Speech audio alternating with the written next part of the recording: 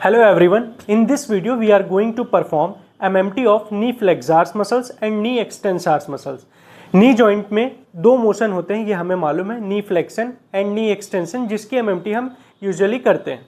अब हमें ये मालूम होना चाहिए कि नी जॉइंट का फ्लेक्शन और एक्सटेंशन रेंज कितना होता है।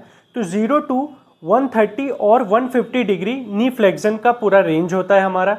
एक्सटेंशन आपका 0 डिग्री होगा और फ्लेक्शन नी का कितना होगा, 130 से 150 डिग्री तक होता है। कुछ लोगों का 130, कुछ लोगों का 150 तक भी जाता है। ठीक है, अब कौन कौन सी मसल्स हैं जो कि नी का फ्लेक्शन कराती हैं? तो यस, हमारी hamstring group of muscles. Hamstring में हमारी कौन कौन सी मसल्स आ जाती हैं, जैसे कि आपकी सेमी टेंडिनोसिस, सेमी मेम्ब्रेनोसिस और बाइसेप फीमोरिस। वैसे तो हैमस्ट्रिंग का पार्ट हमारा ECM head of adductor Magnus भी है, बट क्योंकि वो नी जॉइंट को आपकी क्रॉस नहीं करता है, फीमर के डिस्टल पार्ट में वो अटैच हो जाता है, वो इंसर्ट हो जाता है, इस कारण से वो नी फ्लेक्शन में हेल्प नहीं करता है।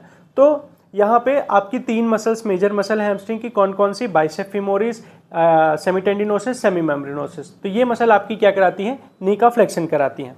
तो एमएमटी हम नी फ्लेक्शन में इन तीनों मसल की देखेंगे। नाउ नी एक्सटेंसर्स कौन कौन सी मसल होती हैं, जैसे कि आपकी क्वाड्रिसेप्स।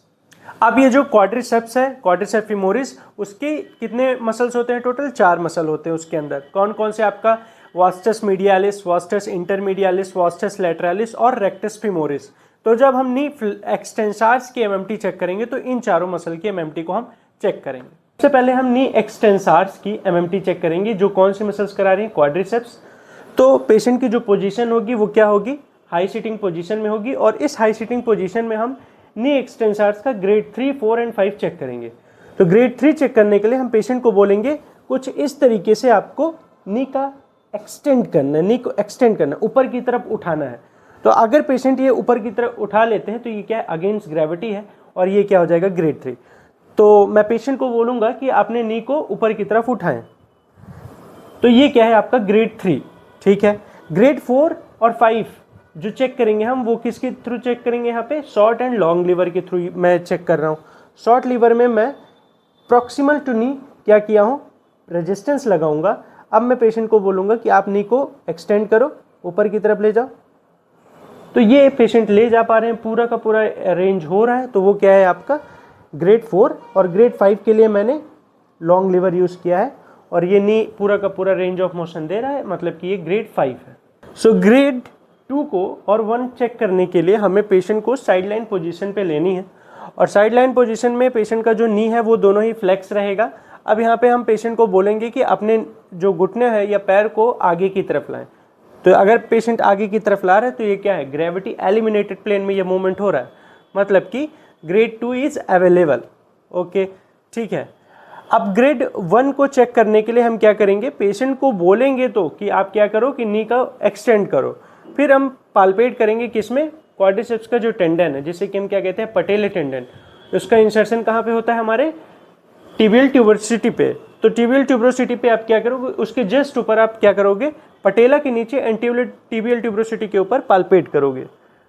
तो अगर आपको कॉन्ट्रैक्शन फील हो रहा है तो मतलब कि वो ग्रेड 1 अवेलेबल है, और अगर पाल्पेशन फील नहीं हो रहा है तो वो क्या है? ग्रेड 0 है।